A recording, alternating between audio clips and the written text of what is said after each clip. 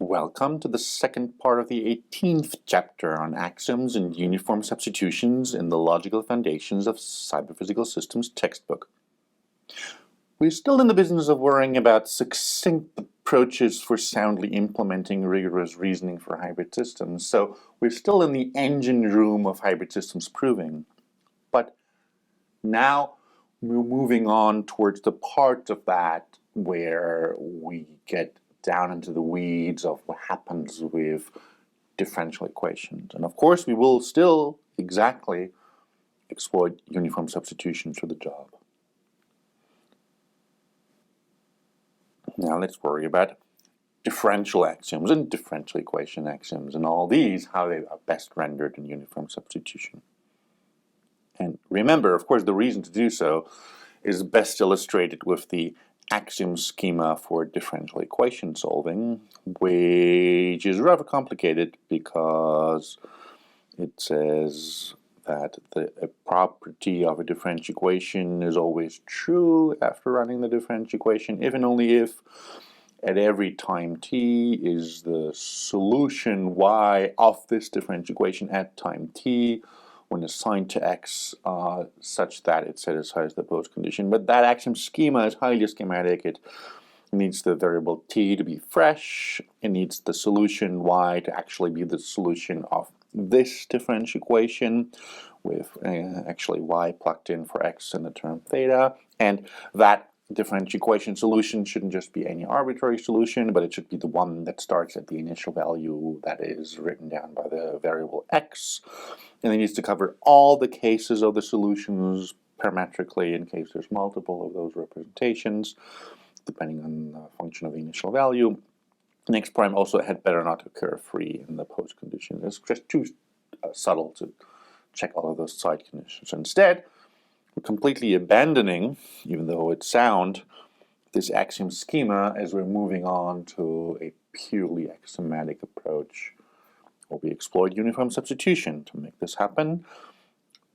Uniform substitution says that if a formula phi is valid because it has a proof, then a substituted version of it is also valid, where the uniform substitution replaces all occurrences of predicate symbols of arguments with a specific formula of the same kind of argument plugged in, remember, recursively by using uniform substitutions, while replacing function symbols of arguments by terms of the arguments, again plugged in recursively by uniform substitutions, and replacing program constant symbols by concrete hybrid programs. For example, this was one of those uses of the uniform substitution. Replace the program symbol A everywhere where it occurs with the same program, for example, a purely discrete one. Replace the program symbol B everywhere where it occurs by another program, for example, a differential equation everywhere where it occurs, and replace the predicate symbol P by a concrete formula, for example, x greater than 0 everywhere where it occurs. Now, what about differential equations? Well, the axiom for solving differential equations is very useful, particularly in intuition land, but we didn't really need it.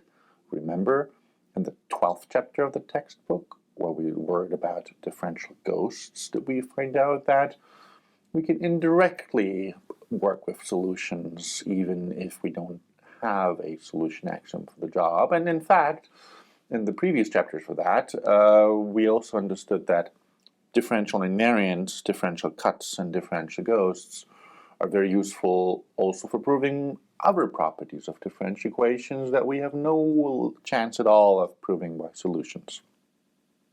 Differential invariants, differential cuts, and differential ghosts are extremely useful proof rules if we can implement them based off of our uniform substitution principles now. Then all the advanced sophisticated reasoning of part 2 of this textbook will be readily at our disposal. Now remember, these proof rules package up informations coming from corresponding axioms in useful ways. For example, the differential invariant axiom, the differential cut axiom, and the differential ghost axiom. So in fact, it suffices if we just render those differential equation axioms in uniform substitution style. And here's the answer, but it's better to develop it one step at a time. So the differential weakening axiom says that a postcondition is always true after a differential equation if and only if it's being applied by the evolution domain constraint is always true after the differential equation. So, because a differential equation limited to an evolution domain constraint Q of x, which is this region here, can just never go anywhere where Q of x isn't true. So, the least thing we definitely know while a differential equation is evolving is that, I guess, the evolution domain constraint is true after it, from which this slightly simpler version of differential weakening, in fact, the more useful one derives. But how we render this in uniform substitution style is, of course, that because we don't know what differential equation it is that we're talking about, we need to mention a function symbol f, and it needs to get an explicit license to depend on x. So it needs to explicitly mention x, because otherwise no substitution for f would ever be allowed to mention x here. Likewise, the evolution domain constraint is a predicate symbol because we don't know when it's true or false, but we do know that its true value might very well depend on the value of x. In a sense, that's the whole point of an evolution domain constraint, that of course its true value changes while the differential equation is running. And the postcondition, of course, also is a predicate symbol because, well, it's true or false, and its truth, however, depends on the specific value that x is. And then we've correctly rendered this differential weakening axiom in uniform substitution style. That this axiom is sound is an obvious consequence of the fact that the axiom schema we saw in chapter 11 on differential invariants and proofs is sound, because this is just a specific instance of it. But what we now need to understand is, have we lost anything? And in order to make sure we understand that, let's set up a substitution that is replacing f by an argument. And now, for the moment, imagine I wouldn't have given it an explicit license to depend on x. Then f would be a function symbol with no arguments. And then if we try to substitute it with, for example, x squared, this would be disallowed, because in the context where we would like to replace f with x squared, do we not get permission to talk about x, because we're in a context where x is bound, x is changing, because x has a differential equation, x prime equals something, so apparently its value is changing. And that's why it is, of course, very important that the function symbol gets an explicit permission to depend on the argument, so that we can instead say, f of the argument is replaced with take the argument and square it, for example. And well, in fact, probably we should also substitute q in some way, q of an argument. Let's say take the argument and compare it to a less or equal 10. And probably we should also take the postcondition, which is a predicate symbol of an argument, and substitute it with something. So, for example, let's say that the argument is positive. And then if you run this uniform substitution over the differential weakening axiom, then what we were going to get is x prime is x squared within the evolution domain constraint where x is less or equal to 10, and the postcondition being, well, is x then positive, and of course if and only if dot dot dot like that on the right hand side. Moving on to the differential cut axiom. This one enables us to show that we can edit the evolution domain constraint with an extra conjunct r of x. Well, if we have already proved that r of x is always true. So hold on a second. So that means along a differential equation that is limited to remain with evolution domain constraint q of x, so here, right, is a postcondition p of x always true if and only if that same postcondition is always true within the evolution domain constraint that's limited to the conjunction q of x and r of x, if we already know that r of x always holds true after the differential equation anyhow. So if we are initially limited to the green region, what we prove with this condition here, that we can never leave the blue region R, then of course we can limit the domain to the conjunction of the two, where q of x and r of x are true, so only this region is now necessary for us to explore. And of course, remember, we might want to do differential cuts repeatedly if we find multiple of those arguments, and then literally cut them out of the state space. Remember, differential cut is like a differential modulus ponens k. And of course, the rendering as a uniform substitution axiom again just says, well, we don't know what concrete truth values the evolution domain constraint, the post condition, and the extra constraint added to the evolution domain constraint have, but they are true or false in certain states as a function of the value of x. So these are correctly rendered in uniform substitution style. And again, we can simply start replacing things. For example, we could say, the new thing that we would like to prove about a differential equation is that the argument is never bigger than 100. Right? And so that would then fork off a new question. Is it indeed true that the differential equation evolves only within the region where the argument, so in this case x is at most 100, so that will be the question, is x less than 100? And after we have proved that, over here we might as well write in, I guess from now on we can assume that x is at most 100 because we just first proved it to be less than 100 a moment ago. And notice also, if for example our substitution would like to show a new post condition that doesn't say that the argument is bigger than 0, but that instead says that the argument is bigger than y, then this is permitted because even if R apparently only has explicit license to depend on x, we can still ask the uniform substitution to sneak in an extra free variable y, because in this context, and in every other context where R of x occurs, is y, the fresh variable y, not bound. So we can still refer to whatever initial value y had before this reasoning, and it will be the same that the value y has in these positions here. Remember that the differential invariance axiom allows us to show that a property is always true after a differential equation, if and only if it's true right now. Well, if we pass the test of the evolution domain constraint, otherwise the two aren't really equivalent.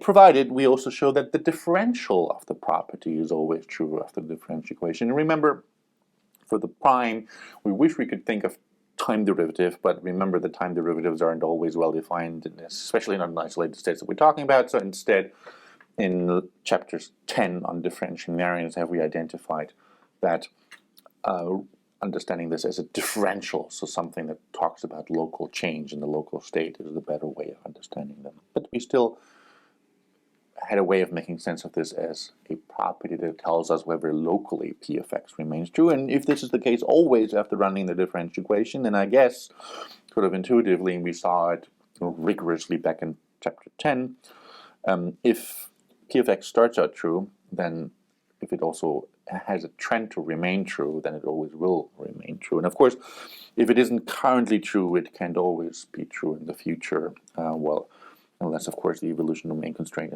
is false, in which case both of those cases are equivalent because of the presence of the test. Now, if we run a uniform substitution over it, we can of course say, oh, as a concrete replacement for the predicate symbol p, please ask the question, is the argument less than 100? Yeah, that's fine. But are there any limitations to this? Well, for example, what we can't do easily is ask, is the argument less than x prime? And why is that? Well, because x prime, that would be identified as a new free variable that the uniform substitution is trying to sneak in. And that doesn't seem like a problem over here because x prime isn't changing, but it very much seems like a problem over here because if in this context we're trying to introduce fresh a variable x prime, then x prime is being bound because remember a differential equation is not just changing x but also x prime because x prime is f of x. And so we don't have explicit permission and also cannot generate a free permission to have it depend on x prime. And this is actually, what is that? Is that a deficiency of how general our axiom is, or is it important for the soundness that we can't just sneak an x prime in the middle of the uniform substitution here? It turns out that's actually very important for soundness, that we aren't allowed to do that. And the reason is, here is the value of x prime guaranteed to be f of x, because we're after a differential equation x prime equals f of x. But over here, what's the value of x prime? Well, I just said a moment ago, we're not after a differential equation x prime equals anything, and we're not changing x prime. In other words, here in this position, will x prime refer to whatever initial value the variable x prime happens to have had, and of course, we have no way of knowing what that might be. In other words, here and there would we be referring to completely different values of x prime, which would be unsound. In other words, in uniform substitution, it is actually easier to write down in unambiguous style what is it that things can depend on explicitly, the x's, and what parts they cannot depend on. Now, for the differential effects axiom, remember that's the one that enables us to tease out the effect that a differential equation x prime equals f of x has on the x prime value, namely that along this differential equation while we're following it, apparently x prime always has to have the value f of x, because that's what it means to follow a differential equation. Then the differential effects axiom makes this clear by saying a formula p of x prime is always true after such a differential equation x prime equals f of x, if and only if after the same differential equation p of x prime is true after we have put the value of f of x into the variable x prime by an assignment, which remember is a pseudo assignment because it has that value already anyhow. But the point is, now we have it explicitly readily available for the rest of the proofs. And what would have happened in this uniform substitution rendering of the differential effects axiom had we suppressed x prime here? What if we hadn't given an explicit license to depend on x prime?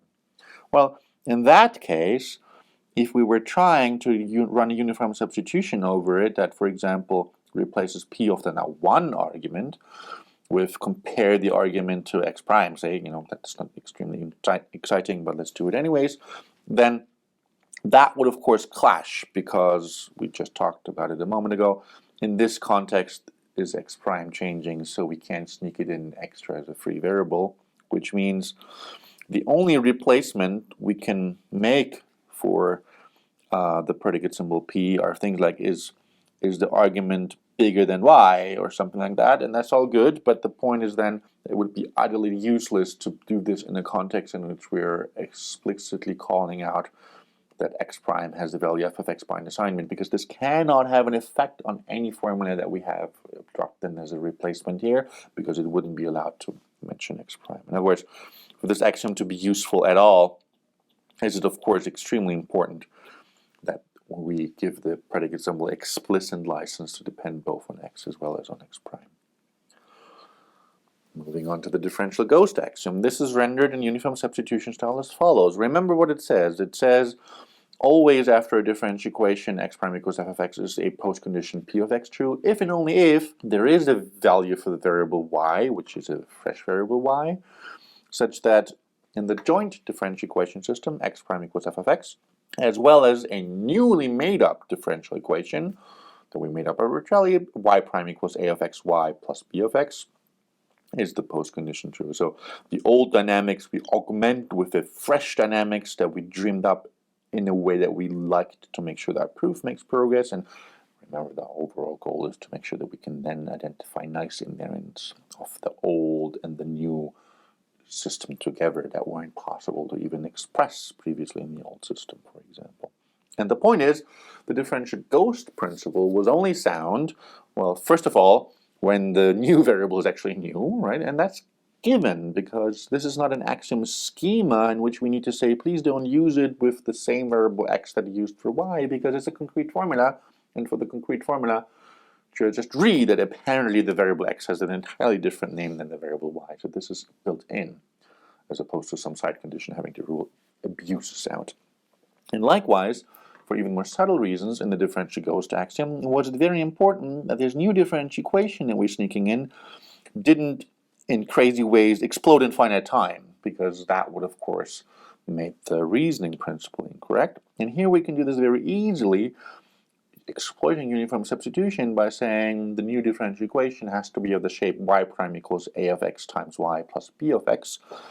And both a and b have explicit permission to depend on the old variables x, but the new variable y only occurs in a specific linear form. And in particular, look what happens when we try to replace the function symbol a of an argument by, for example, take the argument and do it to the cube.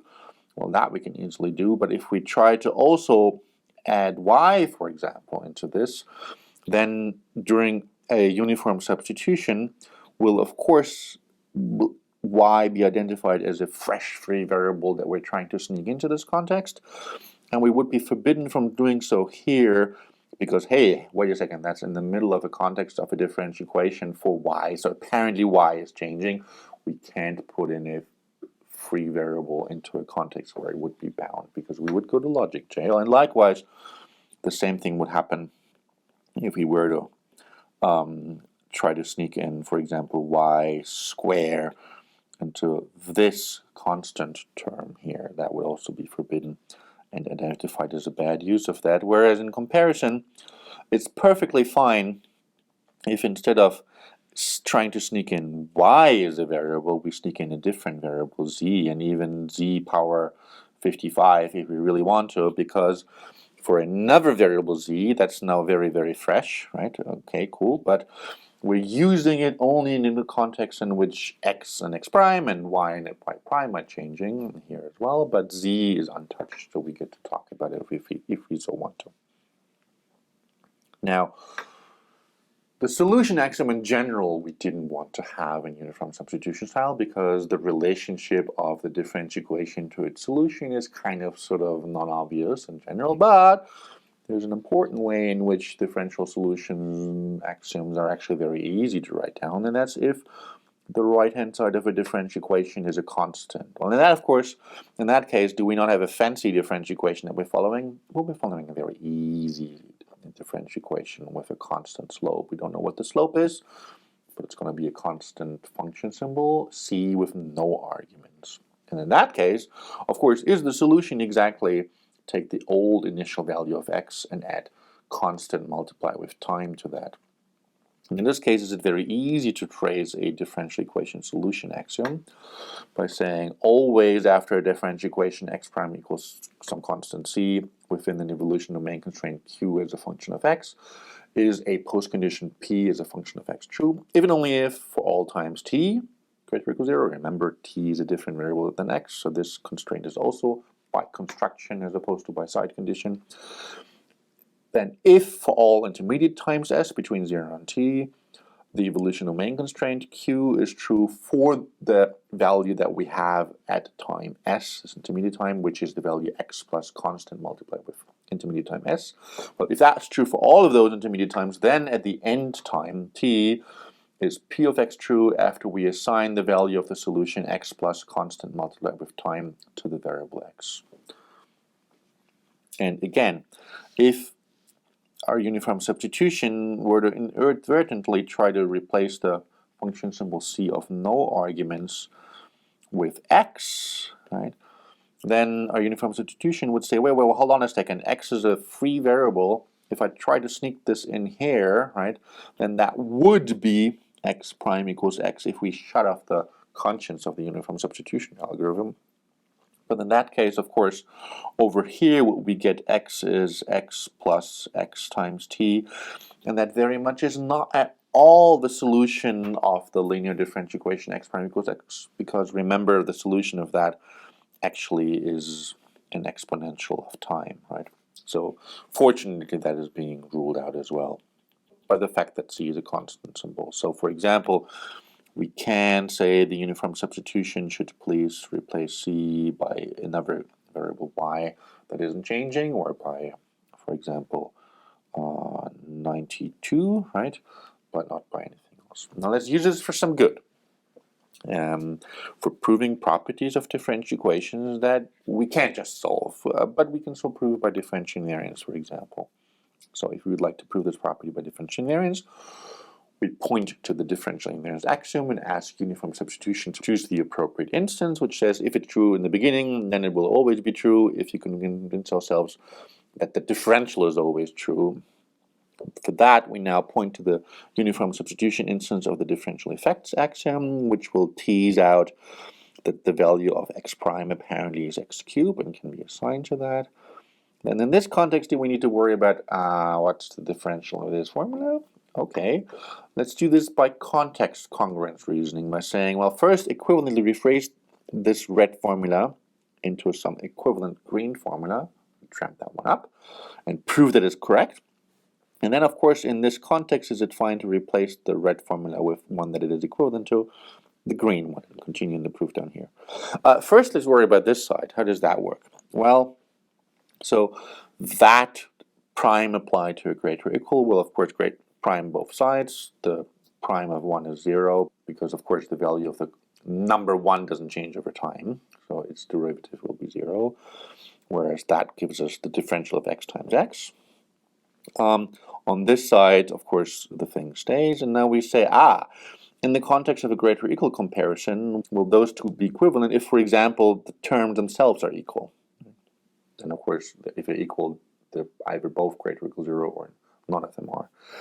In order to prove this, we can, for example, change the differential of a term that happens to be a variable is equal to the differential symbol x prime. Easy observation that we've seen a long time ago, which also is easy to express in uniform substitution style. And then, in this step is the one I wanted to make explicit. Here, this equality follows, for example, by explicit uniform substitution from the Leibniz rule for differentials, written down explicitly like this: f of x multiplied g of x and the whole thing prime. This is the same of f of x prime times g of x plus f of x times g of x prime. Then all we need to do is replace f with x and also replace g with x in the entire context, and then have a proof here. Remember where we came from? We came from a proof that the red is equivalent to the green, which we now proved, so we can mention the green in place of the red here. And then this branch, do we then say, oh, the Gödel proof rule can get rid of the box in the beginning. There it's gone. Remember, it's important that any formulas in the antecedent are also gone, because we can't get to assume them any further. But then we have the assignment to the prime symbol, which we can, of course, by a uniform substitution instance of the assignment axiom, turn into this, and that easily proves by arithmetic, because x power 4 plus x power 4 is definitely greater than 0. So this has a proof. The only part that is a little bit annoying is that at this point, do we kind of have to guess what the output is in order to be able to fill in this proof. And that we can do a little bit better later on. But observe, we've used those axioms for differentials, which are equations of terms that happen to mention differentials.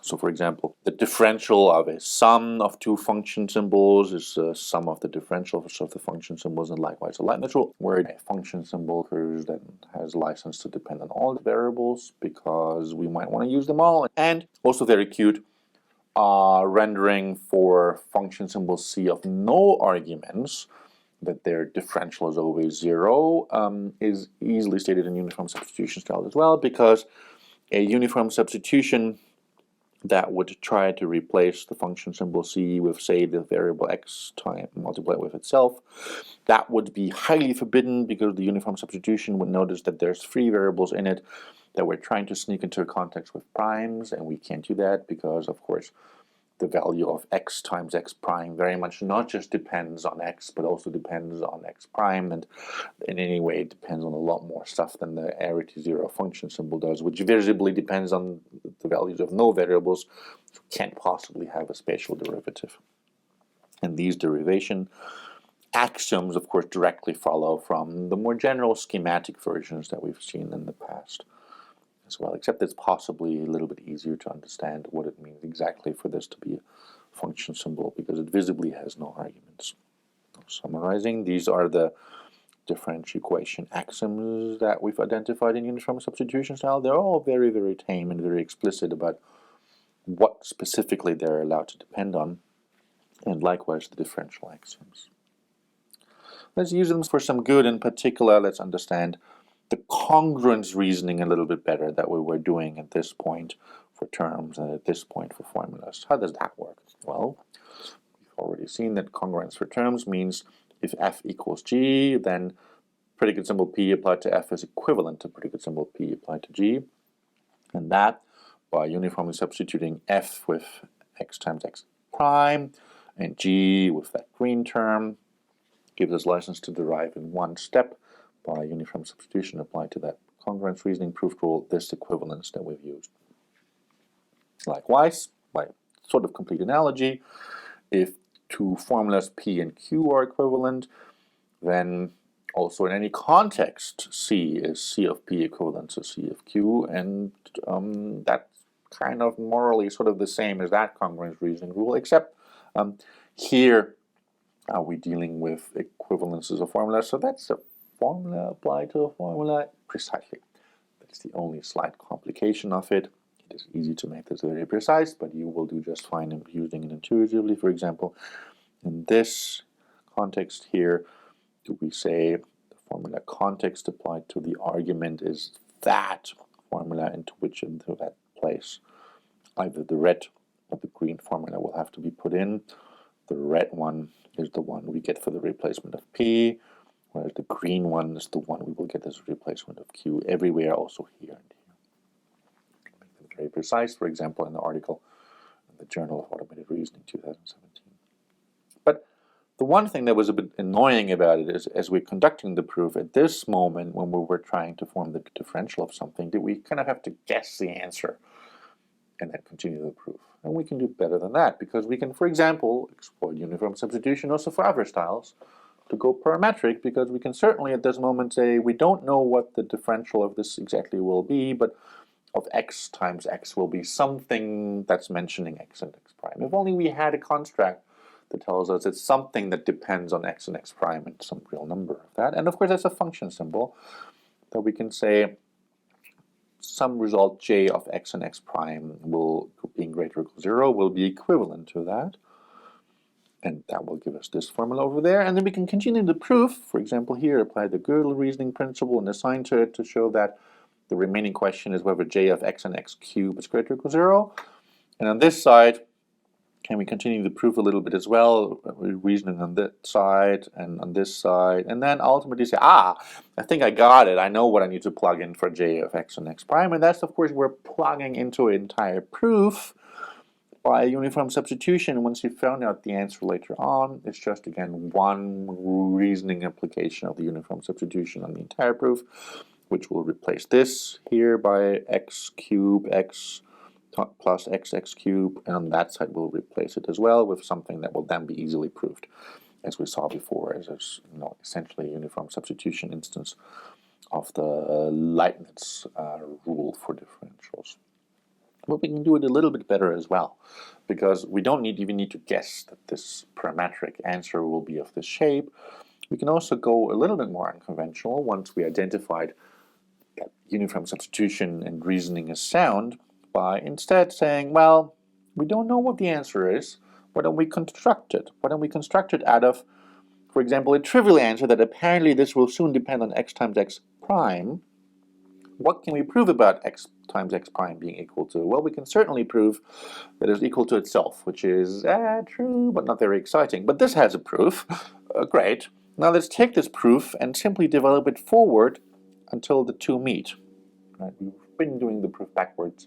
We all of a sudden temporarily do a forward computation proof. So now we investigate this side and say, what is it equal to? Well, by direct use of the Leibniz differential rule, is this, of course, the same as x prime times x plus x prime, and then the differential of the variable is, of course, the same as the differential variable, period, so that's the same as x prime. And we've identified that this equals that, and now it's an explicit term that doesn't have differentials in parentheses anywhere, but it's sort of flat and primitive, which means, of course, one of them will be greater or equal to 0 if and only if the other one will be, and then we can again package it up into the shape that we need. And after having computed in this way what the answer is, we can now continue the proof on the other side in a backwards fashion and say, having computed the answer, constructed it by proof, let's just continue concretely with the answer until we get a proof directly. So the point is, there's different styles of doing proofs, and once we identify what correct reasoning is, you should absolutely have the courage to use it in a courageous way to say part of it will be constructed backwards, part of the proof will be constructed forwards, and the rest of the proof resumes backwards. Once we identify what sound reasoning is, it's okay to combine it in flexible ways. The point is that uniform substitution as one proof rule gives us a lot of flexibility because we'll once and for all deal with all the subtleties of plugging in things for others and respecting variable boundaries and things like that. But uniform substitution had this conditions that it had to check at every moment in time whether the free variables are intersecting the bound variables, free variables of the substitution intersecting the bound variables of each of the operators, because if you bind a free variable, you go to logic jail. But that's cool. It's the only place where we needed to know anything about free and bound variables, but I guess we still need to define what free and bound variables are for differential Lemming logic. Let's do so.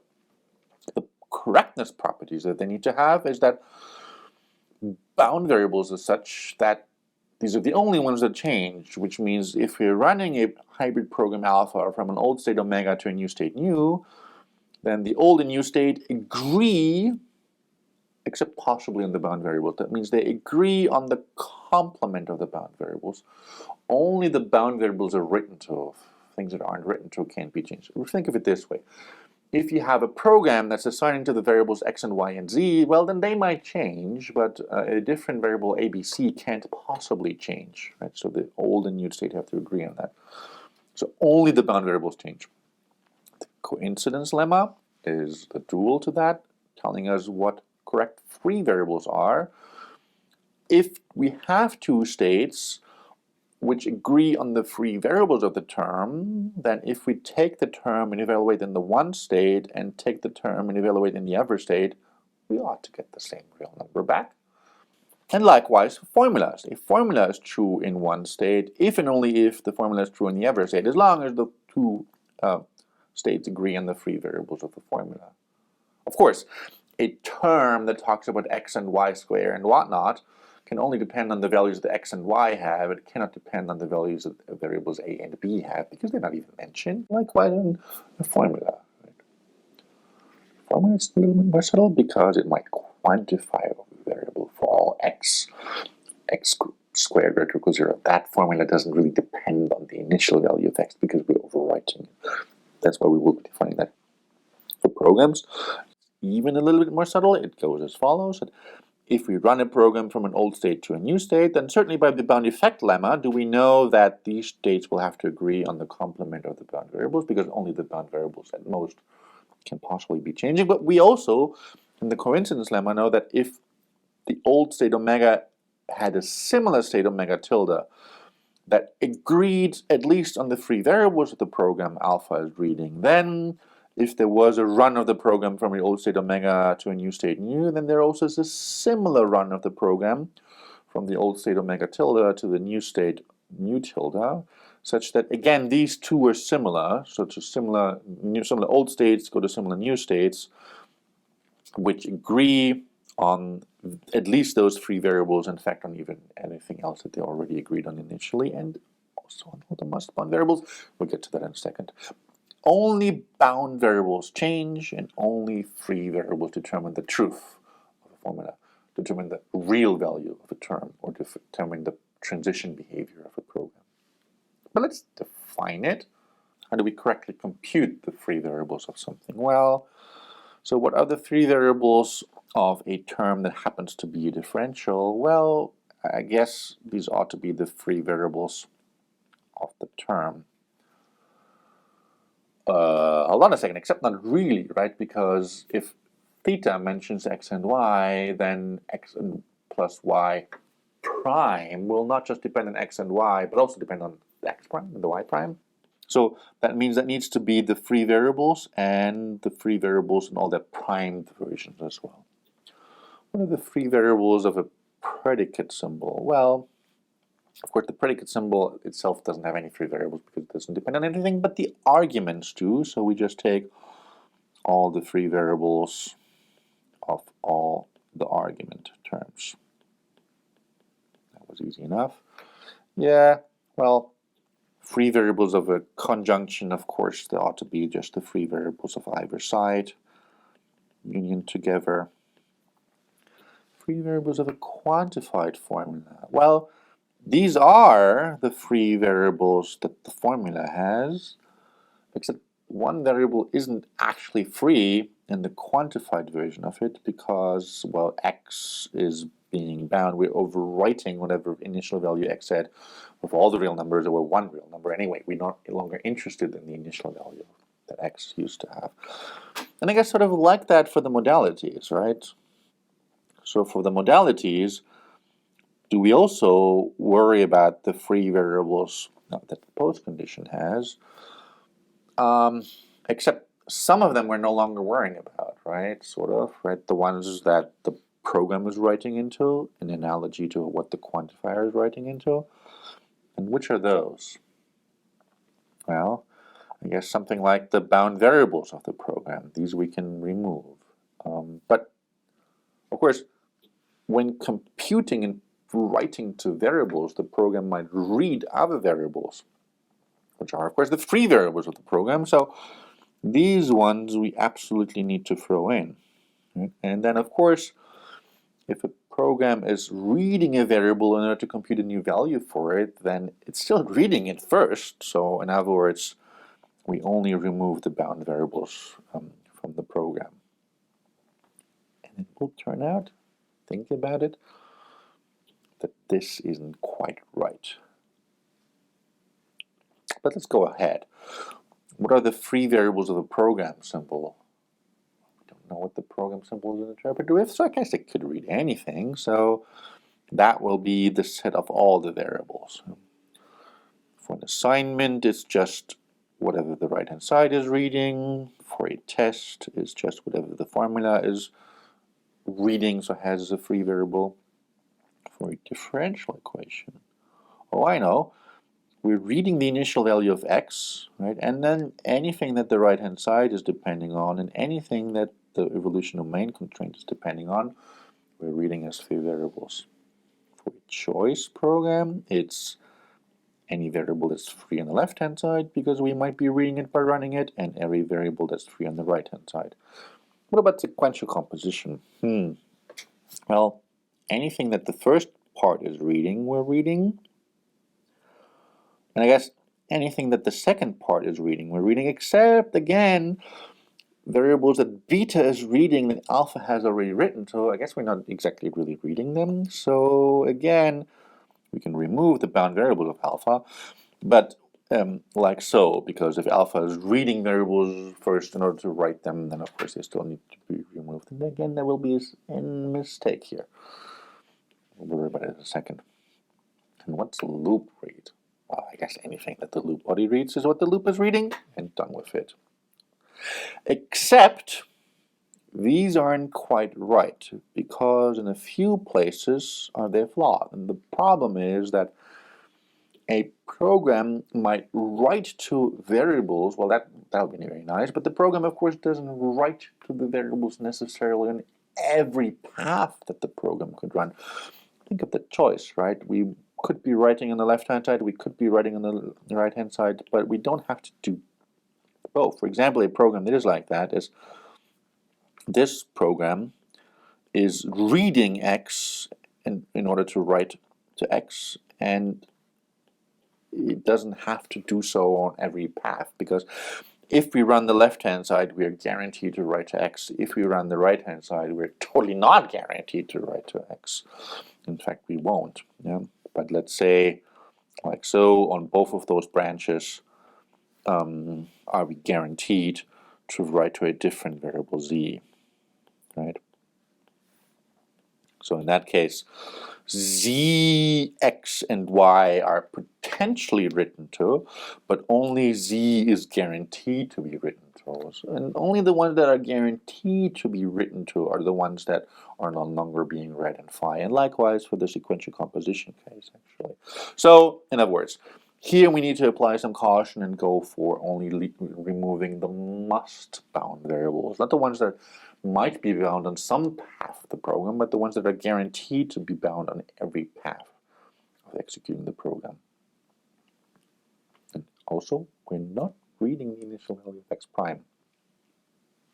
We're only reading the initial value of x. Let's then define those must-bound variables, but first maybe define the bound variables that the uniform substitution needs.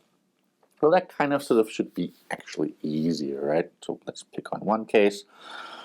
I guess the bound variables of a quantifier, well, I guess x is bound, right? And whatever is bound within phi is also bound in the entire thing, right?